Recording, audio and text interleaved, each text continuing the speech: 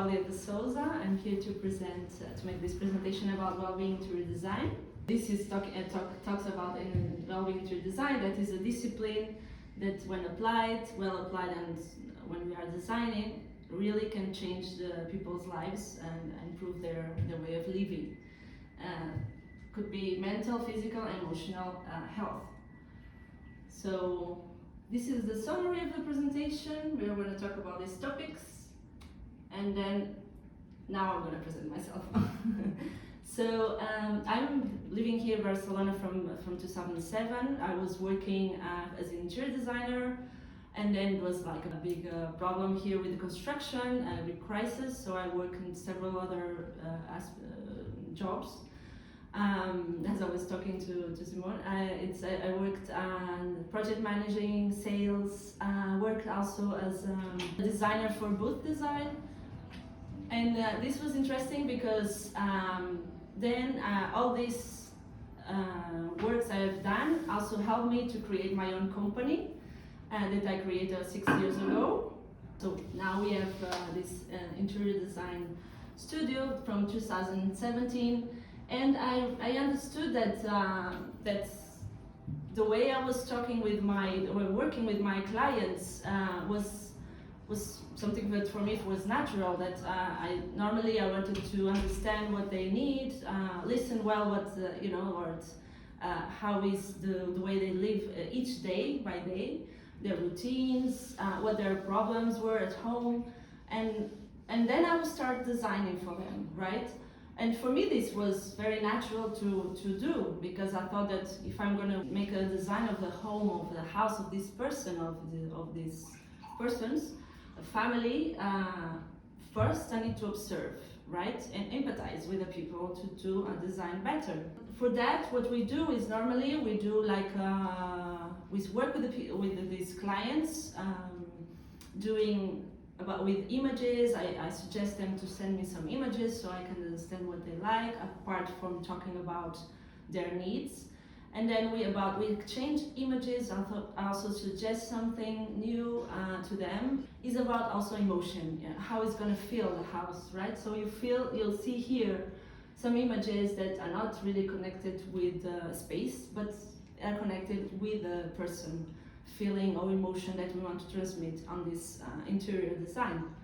And this is important because everything is about emotion and how we feel inside the space. So I think I need to understand this well to start designing. And actually, this is one of the principles of the well-being interior design, is to understand this, all this from the start, and then designing after. Not designing just because it's functional or it's cheap or it's a budget.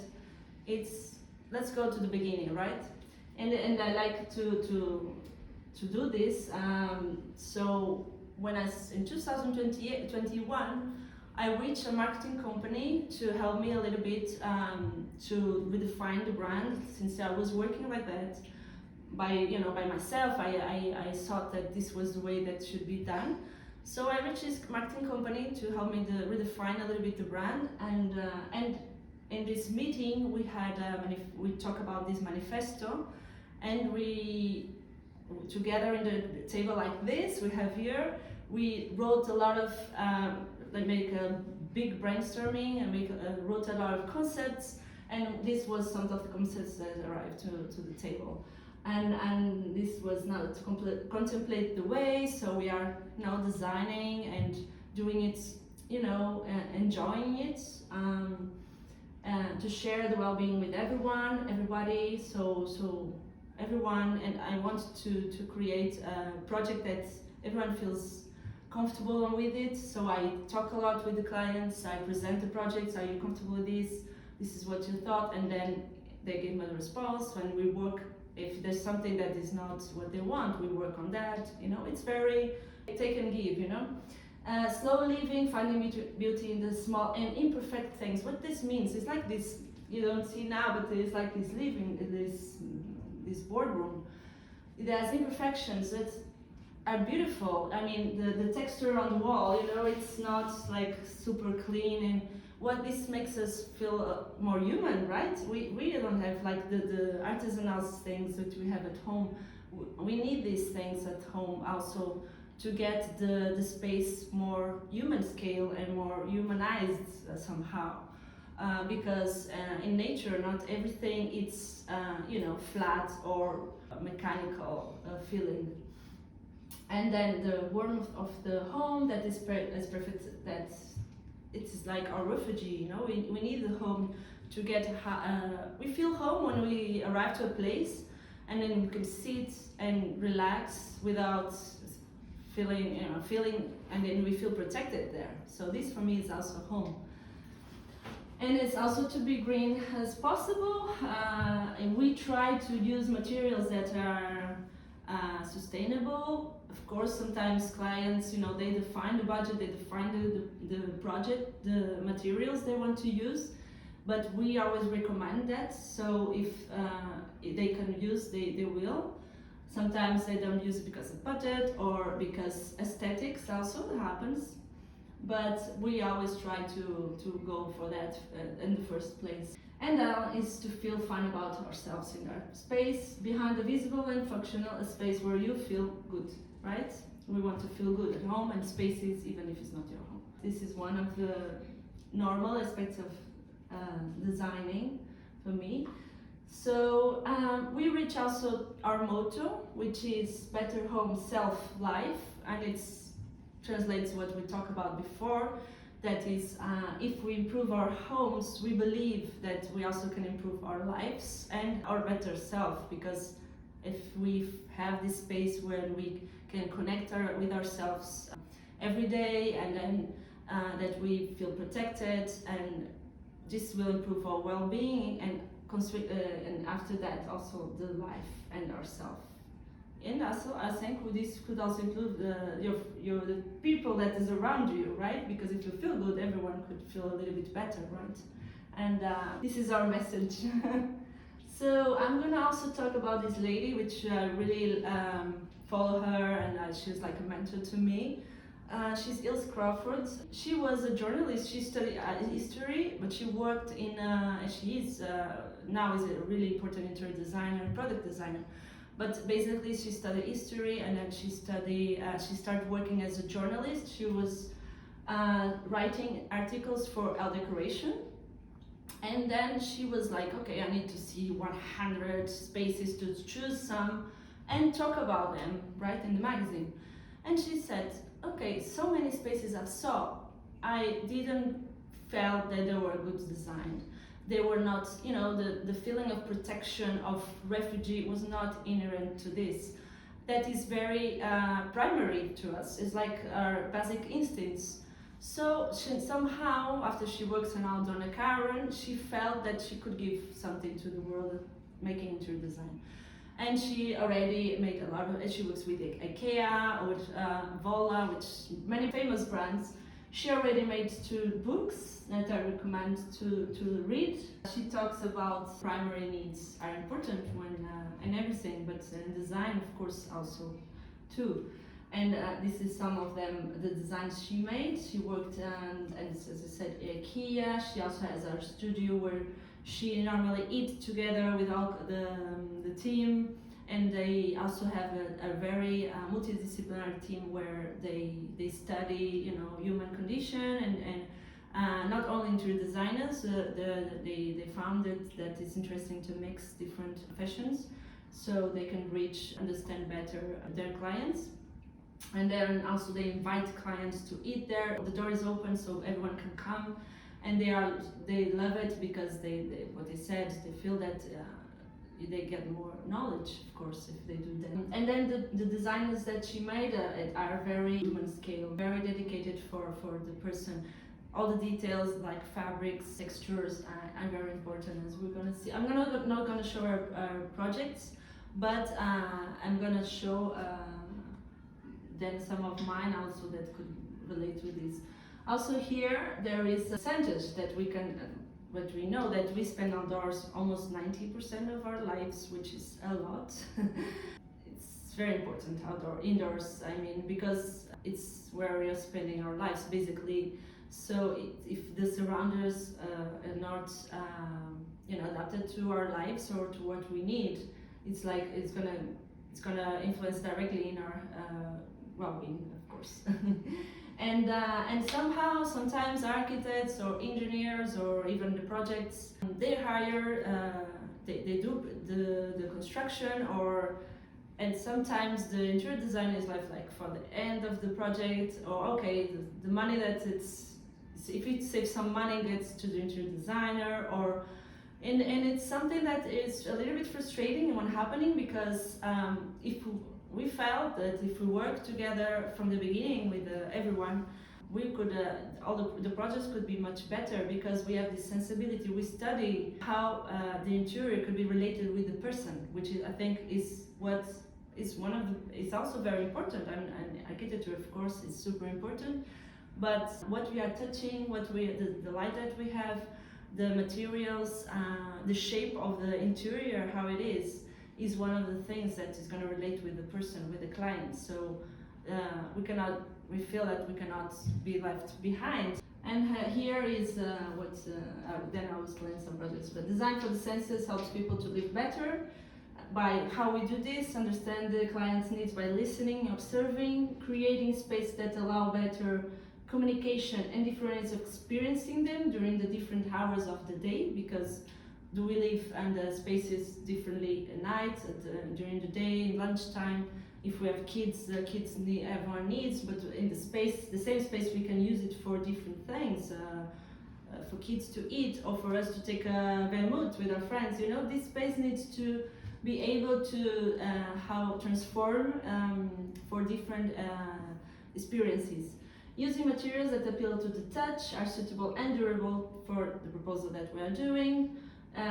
Since they are the direct things that we touch, it's really important to this selection. Sometimes some people, I'm gonna buy something just in that shop, or my builder recommend me some material, but this is not the material you want. It's just something that looks nice, but is the feeling you want at your home, or the object that you want to touch every day.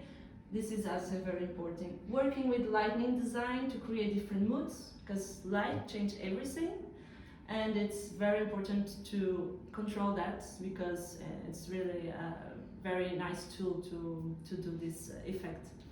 Well, this is a home of one of my clients, the first one I had in Luxembourg. And they called me and said, when we started the project, and they said, Cláudia, I bought this house some years ago. I was pregnant.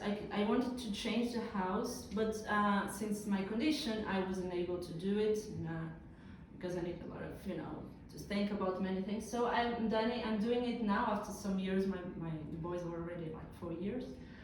And I really need help.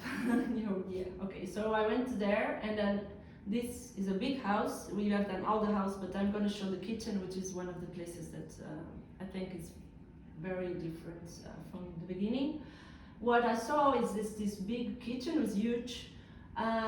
All the you see the kitchen is laid down and connected with the wall, and then there was this space for the kids to play, and there was a small table. You see the baby chair there, or still a lot of things that are different places, and you can see, and I eat with them, I have talked with them some days.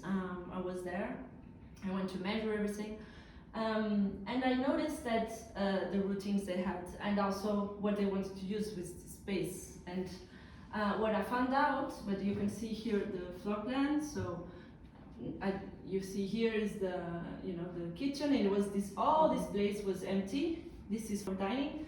And then here you have also a living and dining room, but this is for the kitchen. And they was saying to me, well, the kitchen was where we spend most of the time. And they had a helper also to cook sometimes. But they wanted to make so many things in the kitchen. And that space really didn't fulfill what they wanted to do. So we changed the space completely by redoing it, reshaping it. This is the floor plan, so you can see the kitchen now. It's has this shape and then we have also a bench here with a table, and here is gonna be a playroom. I'm gonna see better in the photos, sorry. And why you do this shape? Because we wanted to communicate when we are cooking with the dining area, with the play area, and we also want to create different spaces, like for the parents to take the coffee in the morning. We're gonna see now this is the pictures of the space. It's a little bit different. So we don't see here, but here there's a coffee machine and a winery below. So parents who also in the morning like to sit there, drink their coffee faster, but then the kids are sitting in the bench. Some kids can come over and they just they get a little bit more together, but you can sit a lot of people on the bench. Dining, or lunch, it could be a little bit more relaxed because you have in front a place for them to play. They finish it, okay, go play in front of me, and I still stay here eating dessert or having my coffee, relax without stressing out, going to another place to see them and watch if they are being cared for. So and of course while you are cooking you can be talking with someone, all these communications, all this living, this space now could be more, you can live better here, definitely. This is one of the projects we've made in the kitchen that I think it's very interesting because of the area for the kids. And it's beautiful. Thank you. And it's always about listening and watching also, and of course we talk a lot about materials. I forgot to talk about it. For example, the materials on the bench are washable because kids, and the back also very easy to clean. A rug that you can wash on the machine, it is washable too, and I mean it's like it's recycled from PET materials. So yeah, different materials that can also help live better while they have an aesthetic that is nice. It's not like you feel that the material it's hard. No, it's soft, but has this capability. This is another project that was different. Was a project that we started to do in the floor plan. So it's a new house. So we started to do this, like she said, was really nice that we could start this project while it was in the plans. Nothing was there, just plot, empty plot. And they reached us, okay, we need help. We are starting to build our house. This is a promotion. All houses are the same, and they give us these plans. And I'm going to show the floor plan. So this is the plans from the architects. I'm going to show this is the area of the bedrooms. There are many floors, but this is the bedroom area. Well, by talking with them, they're saying we need a lot of space in the bedrooms because, for example, one of the bedrooms needs to be for 2 kids. We have 4 kids. We have only 3 bedrooms for them. They also like to play, and then we also need a place to work. And sometimes I need to work at the same time with my husband, so we need to be separate. So they needed a lot of space, and this project of the architects had some problems. First, because 2 of the bedrooms, basically was one of the main problems was this. Another things happened too, but I'm gonna explain this one. They had some staircase that were not very safe. The kids are really small. They're kind of really low staircase, so they don't get a lot of space of the bedroom, but then to go there was kind of dangerous, so people didn't felt well with it. And then they have like a mezzanine here, which you think, oh, it's interesting. Yeah, it is interesting, but it was not practical for them. So, and that was this, right? So we, at a certain point, we start designing SketchUp, a better staircase that will be more safe, but then the space of the bedroom was super small, and then they don't have space for anything. Above was all separated, was not adapted for their needs. So after talking with them, we studied the project and we decided to recommend us to do this, which is take the stairs. This is each bedroom. This one is for 2 kids, and make one stair here that goes above to a bigger attic. So we create all this space now. It's for being used, not just a part of it. And they can use it to play. The dad goes, or mom goes above to work. Sometimes they watch TV because some they want to watch different things, or they, cartoons or whatever, a movie. The kids have different ages. One of those are almost is a teenager. The others are really small. So we need to create these different spaces so people, they feel well on the house. And you see, before this space was like that, cut it. You see here, and then this is like a hole that where you go up, right?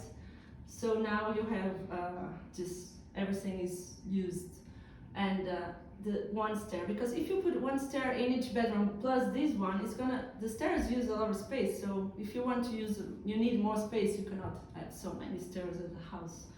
And the result was these bedrooms. These are renders. I still didn't make the pictures from them, which are nicer. This 1 and 2 bedrooms. Otherwise, here would be a staircase, a bigger staircase, and one of space for the desk, or well, you could put it above. But this kid has like 4 years. He's gonna go crumble this stair. No.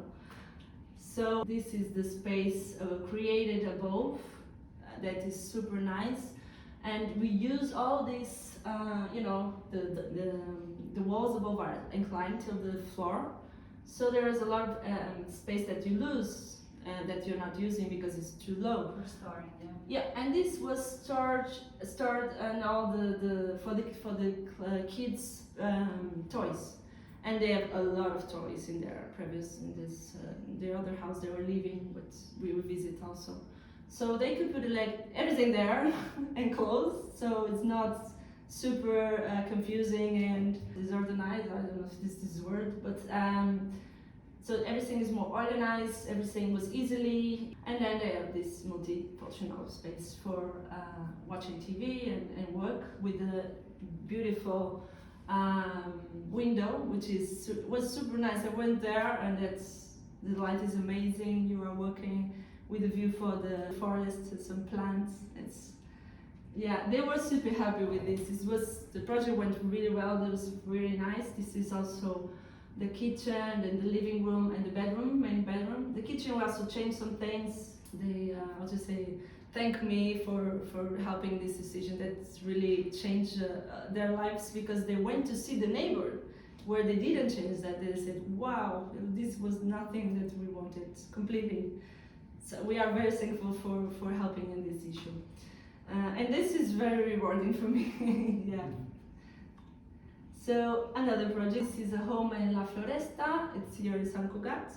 And this client, she was from the UK, and she said, oh, I have a house. There's a house there. But I feel that my kitchen is not it's very old. It's not adapted for the house that we have here. I work from home, so I wanted to have more connection with the kitchen. Also, the light from the kitchen is very beautiful because the orientation is the best one. She had a big window there, but the light from that side was better. This is the floor plan. So these yellow walls is the ones that we tear down.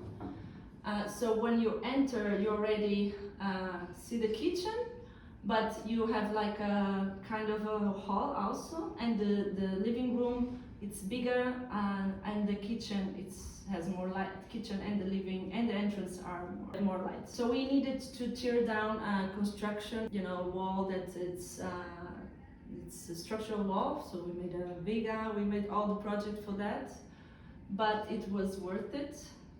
You can see here how this now connects. So this light comes to there, also that light comes to here. The entrance where she was working now, you can enter directly, and sometimes she explained to me, I leave the door open because she has a garden and there's another door, for entering the house. And the light comes to the door, and I can still hear the birds in the home when I'm working or cooking, and I feel more connected with the outdoors also, which is a super interesting experience. And yeah, they said that, oh my god, we use the kitchen now for everything. My kids love to do the homework sitting on the island and the peninsula, and we pass much more time now here because we are more connected, we are more together, yeah, because they have the living room there. Here is the living room also. So yeah, another project that can show that by changing the space you can live the way the people live is at their homes, and connect more each other, which we heard Ilse talking, that is super important for us as a primary need. Yeah, so yeah. And this is the vestibolo, the building entrance I was talking about before. This is some pictures are blurry, but it was really dark. It was a really dark building entrance, and you can see the lights. Each light here has one different color, which is awful. This is an old building, but is a very known architect building. But the houses inside are really beautiful. But the entrance, maybe for that time, was adapted, but not for now. And people were talking to me, the building administrator, I don't know if it says like that, talks to me and said, what we want is, we need to feel more safe when we arrive here because we feel fear. Because if you go in this corner here, there is the lift. When people get out of the lift, I'm going to show you in the here. You see, here's the lift. When people get out of the lift, turning this curve, they were afraid to get someone is there because it's so dark and the light is so bad, and they couldn't see what's happening, and it's very large. You see, it's very large hall. So, and I wanted to brighten materials, the feeling that could be a little bit more expanded. After also we needed to change the entrance because now we need to have a ramp. So we needed to have like a bigger and wider ramp to be inside of the norm that it's now in Catalonia, and to make this space, of course, more feeling more safe when you enter your home. So we changed the floor plan to this. We make this big entrance that is coconut floor plan, so you can, just when you enter from outside, you somehow clean your shoes. Here is a big ramp, so and wide. On both sides you have like a rail to hold on because there's old people. This is really slow pendant, not very high. And then we made this design on the tiles because it makes the space a little bit wider visually and when you are walking. So to make the space wider, we wanted to make this less hall and more like a nicer space. And you're gonna see here, what you don't see yet, but you're gonna see now in the pictures, is that we alternate this space with mirrors and wood. So when you're walking, you don't feel so much this. You feel more like something is happening here, and you just feel the space also more open, bigger, because mirrors amplify the space, right? And this is the result. So yeah, the space, it's much more brighter. I think we put a lot of light. Then I thought maybe it was too much, but people ask us, please give us light and good light because we feel we need that. And these lights, of course, will not be open all the time. Some of them were like presence lights, and then others, when you walk, they open. And then we have the mirrors, so the space looks larger. And after all, when we are in that corner, the corner where they pass, they have a mirror there, so they could see if someone is there by entering. When they get out of the lift, they can see directly.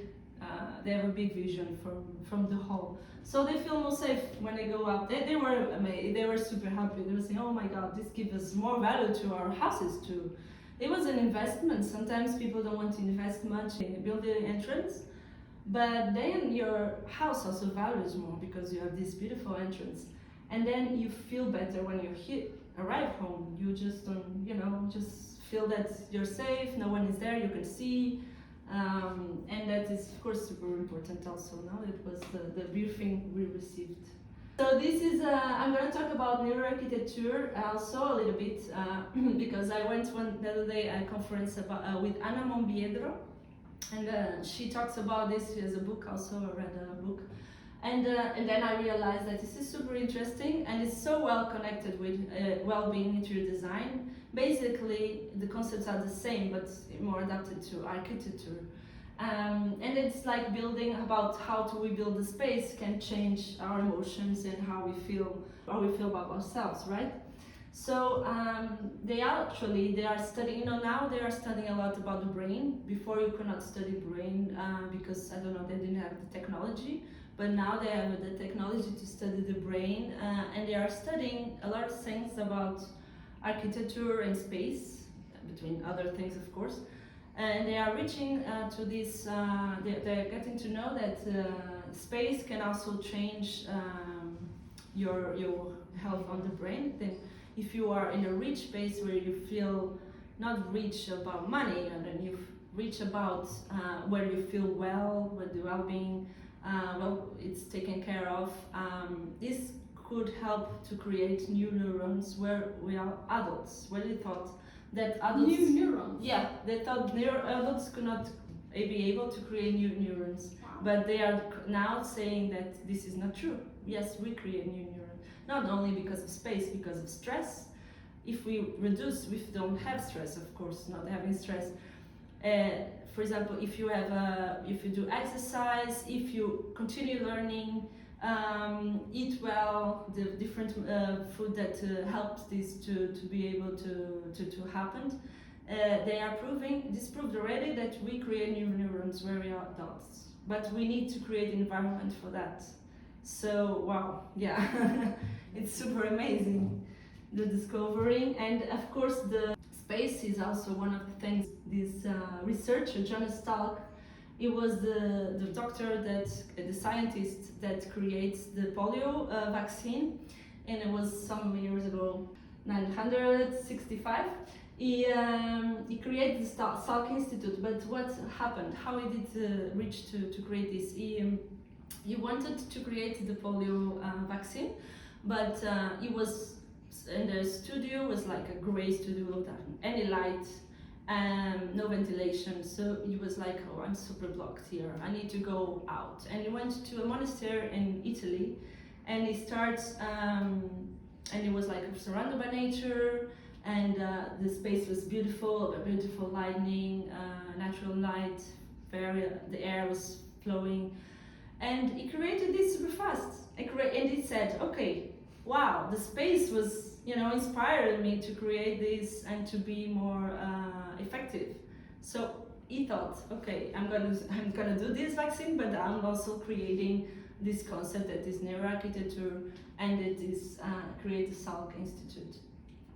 And he talks, of course, about it. And one of the things they talk is about, they studied in mouses, but that this is the creation of the new neurons. Before was only thought in mouses, but by experience, Ana Monbiedro the other day said that they're now proving that space also can help you to create new neurons. And it's already, this is neurogenesis, it's called, the concept of creating new neurons while you are adult.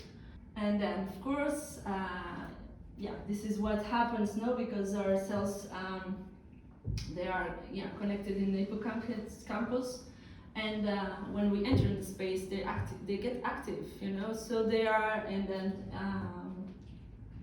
it changes our way of think about. And so basic principles of neuroarchitecture are the lighting, of course, natural light, which we say, okay, it's also primary to our needs, right? Natural light, of course, needs to help us to feel better. Green space, having greenery around us.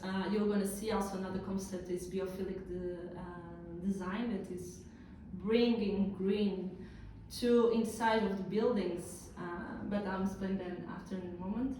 The height of the ceilings could help you create different ways of higher ceiling goes for creative tasks, while low is better for routine. Also, low ceilings are really good for sleep because you feel more protected. This is all something that you can feel that is true, because when you are there, you feel, okay, I might need another blanket because I want to feel more protected. Architecture elements, the mark angles on the buildings, not recommended. Also in Feng Shui, they also talk about this, which is it's a study in Chinese culture that studies space, and some of them go together with the ones on neuroarchitecture. The curves and something smooth creates more comfort and security. And the colors, of course. That there's marketing companies, they only study colors in spaces because they can help you to eat more, to consume more, so many things only by the color. Well, of course they have other things helping that, but color is one of the things that are important too. And then biophilic architecture or design or whatever it's called, that it's prove that if you bring a green for inside of the space, this reduces stress, you can be more productive in workspace, for example, and it also creates a better well-being.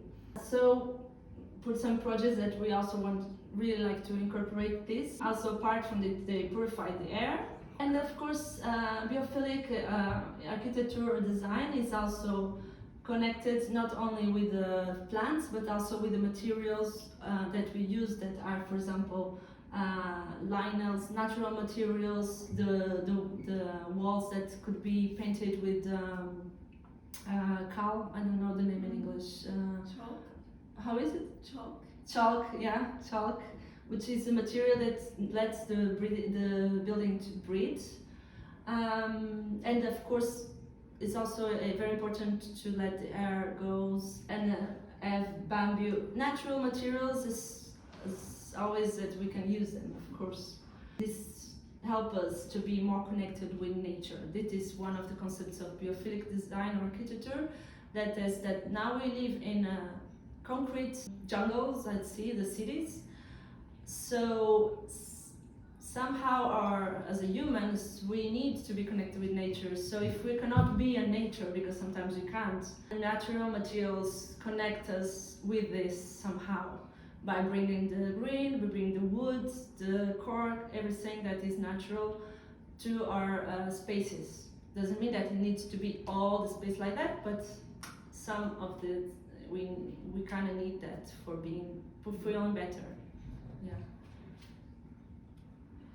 And this is more projects we have made, examples of in our projects that we use natural materials, and for example the lamp that is rattan, bringing the greenery inside and make them stand out. Maintain the original doors in wood, natural wood. And then, of course, there's this, putting a plant, somehow it's some simple things that we can add, and just having this makes us feel a little bit better inside of the home. And that's it. Thank you.